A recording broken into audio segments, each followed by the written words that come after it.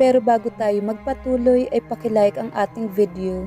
Ganon din ang subscribe button, pati na rin ang bell icon para lagi kayong updated sa mga parating ko pang mga uploads.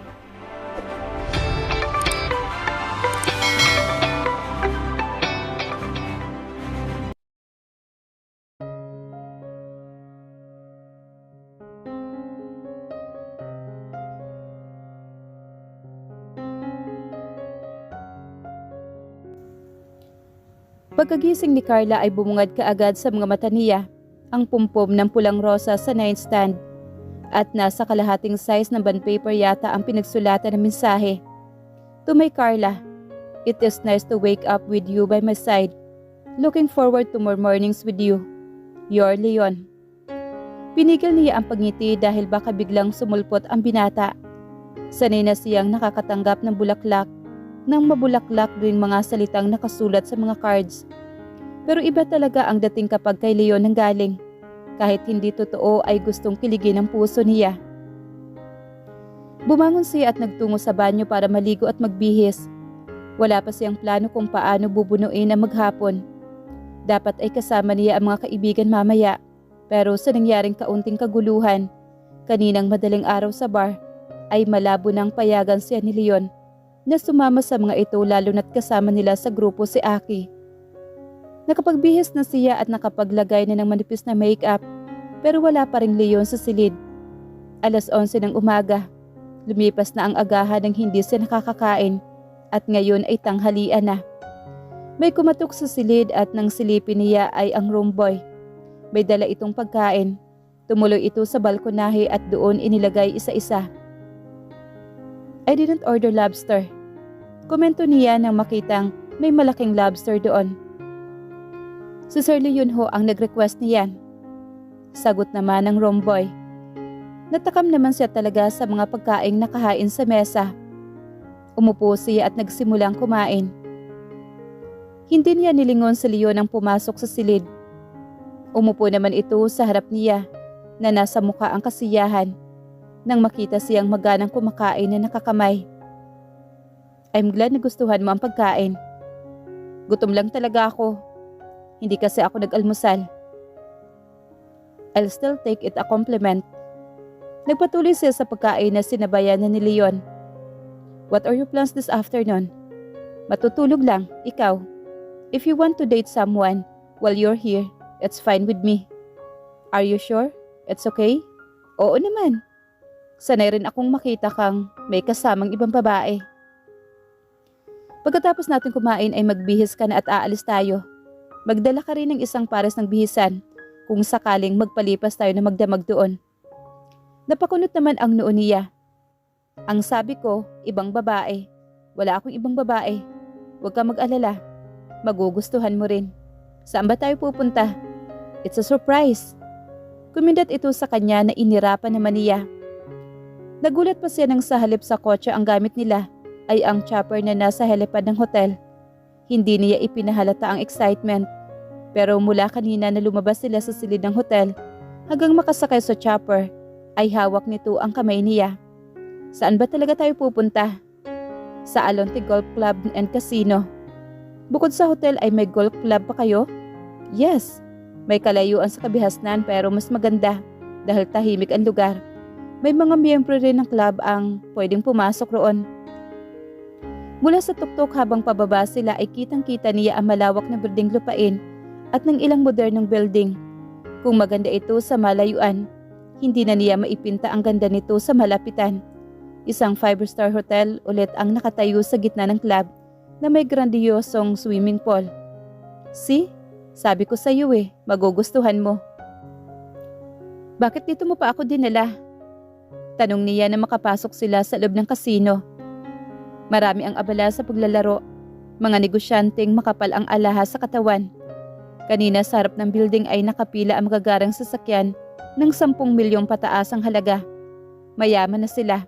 Pero naliliyo pa siya sa sobrang yaman na nakikita rito. Para siyang nasa Las Vegas. You want to party all night? We have bars at the 4th floor. Hindi ka pagpipiestahan ng mga media dito.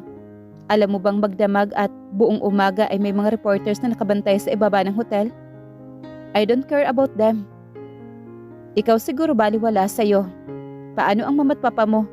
Simula ngayon ay hindi ka na masasangkot sa anumang kontrobersya. If they want to get information, I'll be the one who give a statement about you. Tumuloy sila sa isang tela penthouse kung saan may sariling pool sa loob. Narating niya ang iba't ibang lugar sa Paris sa New York, pero hindi niya maikumpara ang lugar na ito. Para siyang nasa paraiso. Ito ang katahimikang hinahanap niya. Ilan na ang babaeng dinala mo dito? This is my first. Mula na magtrabaho ako sa distillerhiya, ay hindi naman ako gaano nagkaroon ng oras para lumayo sa planta. At pinagsisihan mo? Pinagsisihan ng alin? Na natali ka sa pagiging assistant ng daddy ko. You might have been pressured. Itinuon niya ang tingin sa malawak na golf club na nakakatanaw siya mula roon. Sa dulo ay may mga kabundukan na halos hindi na matanaw. The only thing I regretted was the moment I pushed you away. That's it, Carla. Mahina nitong sagot na sandaling lumingon sa kanya. Hindi niya salubungin ang tingin nito. Pwede ba akong lumangoy? If you can. Sige. I cannot join you. Bakit naman? Umupo siya sa gilid ng pool saka inilubog ang dalawang paa. It's too personal. I'd rather not say. Sagot nito na natiling nakatayo sa kanya. Oh, come on. Nangako ka na ikaw ang kasama ko imbes na ang mga kaibigan ko, hindi ba? Pero hindi sa pagkakataong ito. Anyway, would you rather play slot machine instead? Hindi na. Hindi na ako nagsusugal. Ipasyal mo na lang ako sa ibang parte ng club. Bumaba sila ulit at naglakad-lakad sa Bermuda Garden. Hanggang makalayo sila. Napapalibutan ng birding landscape ang buong property. This is paradise. Do you think so? Pumikit siya sa kanilang hap ang sariwang hangin. 2:00 ng hapon pero sa may ulap na kalangitan, kaya hindi masakit sa balat at malamig ang simoy ng hangin na tila ba uulan kapag nabalot na ng dilim ang buong paligid. Gusto niyang makita ang kagandahan ng lugar na ito sa gabi, kaya't sana'y huwag namang umulan. For me, paradise isn't a place, it's a feelings. Kanino mo naman na yan, sa mga alonte or sa agwas? Isang mahinang tawa naman ang pinakawala nito. Nang dumating ang dinner ay dinala siya ni Leon sa isang spiral buffet para iyon sa mga guest. Nag-enjoy siya sa paglilibot nila ni Leon at pagkain ng kung anong nakahain doon. Wala na muna ang angilan sa pagitan nilang dalawa. Pero kapansin-pansin sa binata ang pagdistansya nito sa kanya. Simula nang lumapag sila mula sa chopper. Hindi na nito hinahawakan ang kamay niya dahil lagi lang itong nakapamulsa. Saan ang bar dito? Tanong niya na makalabas na sila sa buffet room. 9:00 na halos ng gabi. Hindi ka pa ba napapagod? Nakatulog ka ba ng maayos kanina? Oo, 11:00 na ako bumangon, hindi ba? Nasa 4th floor ang bar, katabi ng penthouse. But I'm warning you, don't drink too much. Why not, Leon? Kung sa club kagabi nagawa mo akong iuwi ng maayos, dito pa kaya na ilang hakbang lang mula sa silid natin? Don't ask too many questions, sweetheart. Follow my orders. This is for your own good. Isang pilyang ngiti naman ang pinakawala ni Carla bago mabilis na pumasok sa pintuan ng club. Malayo ang ambience nito sa kagabing pinuntahan nila. Last night was the nightclub. Mausok at halos madilim ang buong paligid. Kung hindi lang sa iilang ilaw sa gilid, ang isang ito ay classic. Walang nagsisigawang nag-uusap. Walang magkabataang nagsasayaw sa gitna ng tila nagwawala. At ang tugtuging pumapainglang lang sa ere ay instrumental ng Everything I Do. I Do It For You by Bryan Adams. She felt passionate and captivated. Pagkaramdam niya ay kaya niyang ipahayag ngayon kay Leon ang totoong nararamdaman niya. Punong-puno ang puso niya ng pagmamahal. If only Leon has been consistent with his action. Umupo siya nakadikwatro ng upo sa isang bar stall at umorder ng inumin sa bartender. Light khaki trouser shorts at suot niya, kaya lumitaw ang maputi niyang hita. Nakita niya ang paglunok ni Leon. Tumayo ito at tumabi sa kanya, saka luminga sa paligid. Abala naman halos lahat ng taong naroroon sa kausap. Napakaiksi nga ng suot mong yan. Ganyan ka pa kung umupo. Bulong nito sa kanya. Dinala niya sa labi ang cocktail glass. Pagkatapos ay matamis na ngumiti rito. Sabi mo nga, wala namang reporters dito, hindi ba? Kaya magagawa ko kung anong gusto ko. Tama naman ang suot ko sa lugar na to ah. Uwi ka naman niya rito. Maaga pa kaya walang gaanong tao, pero mamaya ay halos puro kalalakihan ang nandito, Carla. Mostly, dirty old men. Yan ang napapala mo sa mga pagsama-sama kay Papa Leon. Your being protective becomes annoying already. Naaalala mo pa ba ang dating ikaw, Leon? What do you mean? Kinuha nito ang baso ng alak sa kadinala sa bibig. Nanatili itong nakatayo sa tabi niya, imbes na umupo sa bar stool. Sa akin ka lang naman masungit at formal makipag-usap noon. But with other women, you were playful and gentle and because I had bad experience with younger woman. Putol nito sa sinabi niya.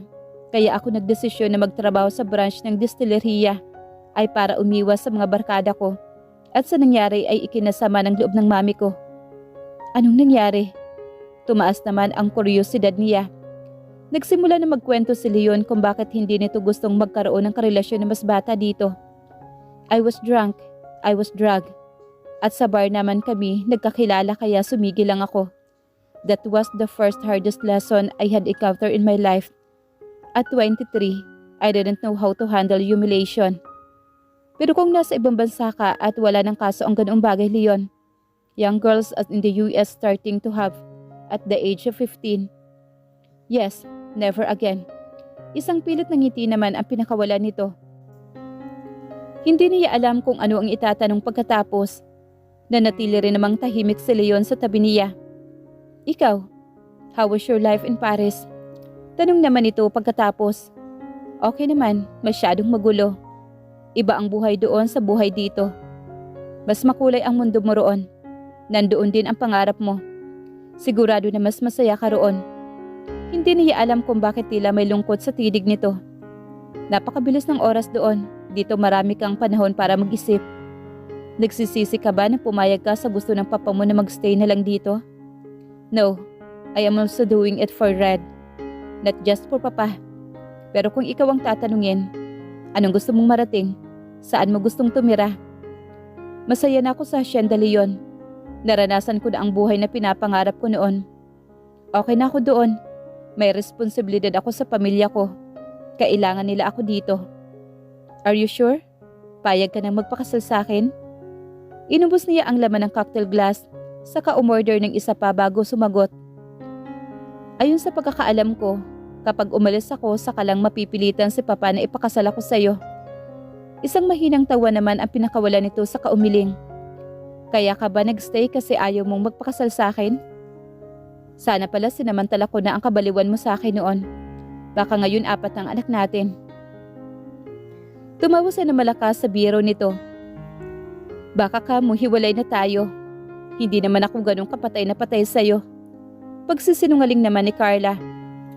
Nasasaktan naman ako sa sinabi mo. Inilapag nito ang basong walang laman sa counter, saka humarap sa kanya. Ano bang pwedeng gawin ko para mahulog muli ang loob mo? Hinarap niya ang mga mata nitong hindi niya mapanaag kung ano ang ibinabadya.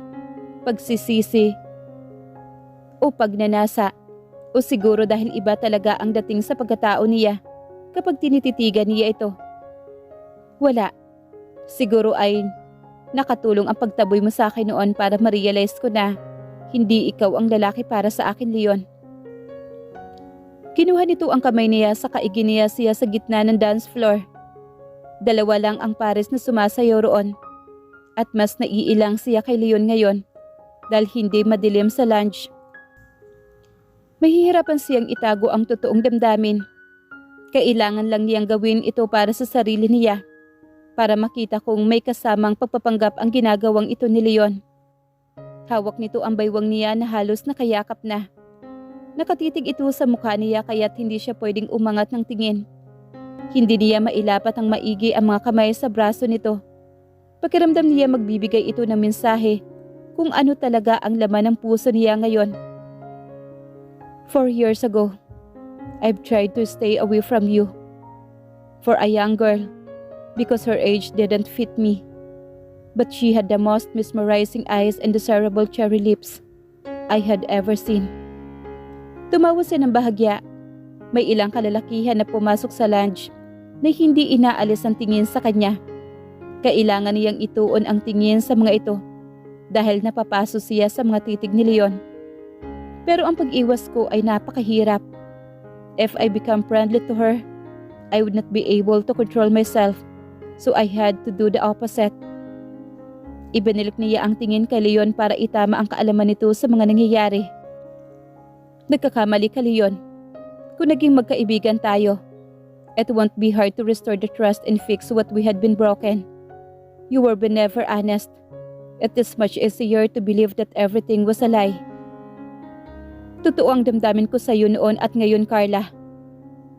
Siya nga ba? Isang sarkastikong ngiti ang pinakawalan niya rito. Hindi ko alam kung ano ang totoo. May panahon na halos idikit mo ang sarili mo sa akin. Pero marami rin pagkakataon na parang ayaw mo akong hawakan. Tulad kanina sa pool at sa labas ng hotel. Dahil may pagkakataon kaya kong kontrolin ang sarili ko. At may pagkakataon din naman na mas mataas ang kagustuhan kong tumingala ito sandali bago sinakop ang kamay nito ang likod ng ulo niya. Sa isang iglap ay lumapat ang labi nito sa mga labi niya. Mapusok siyang hinalika na binaliwala kung sino man lang ang makakakita sa kanila. Tumagal lang ang halik ng may 10 segundo. Pero wala nang mapaglagyan ang tibok ng puso niya sa kanyang dibdib dahil parang sasabog iyon. Maraming pagkakataon na gusto kong halikan ka ng ganoon o higit pa roon. Ang ikulong ka sa mga bisig ko hanggang matapos ang pangangailangan ko sa iyo. However, your father trusts me that much. I could take care of you. Ayokong sirain ang pangakong iyon. So please, Carla, stay away from me for the time being. At least hanggang hindi pa tayo nakakasal. Napakagatlabi naman siya para pigilan ang pagngiti sa mga labi niya. Pumayag na ba ako magpakasal? Sa kabila ng kaba ay wala ng agam-agam sa dibdib niya. Let's get out of her. Kinuha nito ang kamay niya sa kaigi niya sa paglabas. Saan tayo pupunta, Leon? Gusto ko pang uminom. Doon ka na sa kwarto. Pipikutin na lang kita hanggat hindi ka pumapayag na magpakasal sa akin. Mabilis nilang narating ang elevator dahil sa mabilis na paglakad naman ni Leon.